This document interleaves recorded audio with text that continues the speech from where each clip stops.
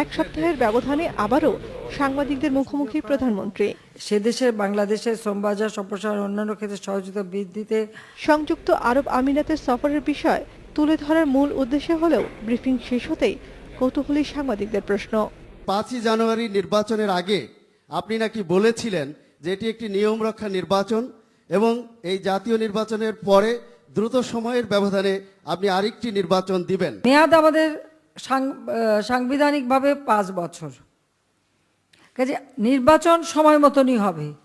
আর একটা নির্বাচন যখন করেছি স্বাভাবিক, একটা নির্বাচন যখন করছি তারপরে তো আর একটা নির্বাচন আসবেই।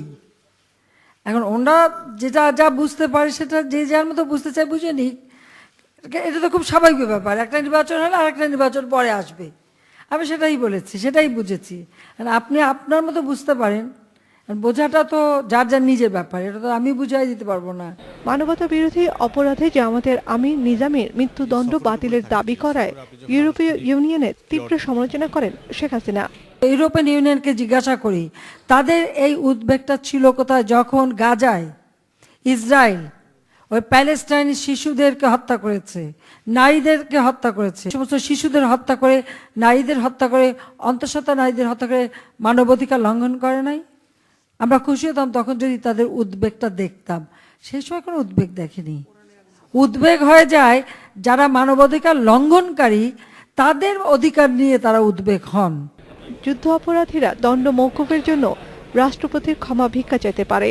এই বিষয়টি আমলে এনে সংবিধান সংশোধনের কোনো উদ্যোগ নেওয়া হবে কিনা জানতে চাইলে প্রধানমন্ত্রী বলেন, সেরকম উদ্যোগ নেবে না সরকার।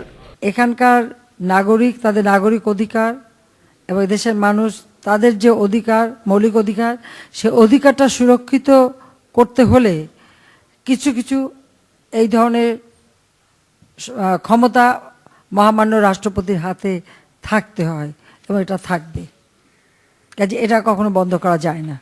ভারতের বর্ধমানে জঙ্গি তৎপরতা এবং বাংলাদেশের প্রধান দুই নেত্রীকে হত্যার ষড়যন্ত্র প্রসঙ্গে প্রধানমন্ত্রী জানান, ভারত সহ প্রতিবেশী দেশগুলোর সাথে এই নিয়ে কাজ করছে সরকার।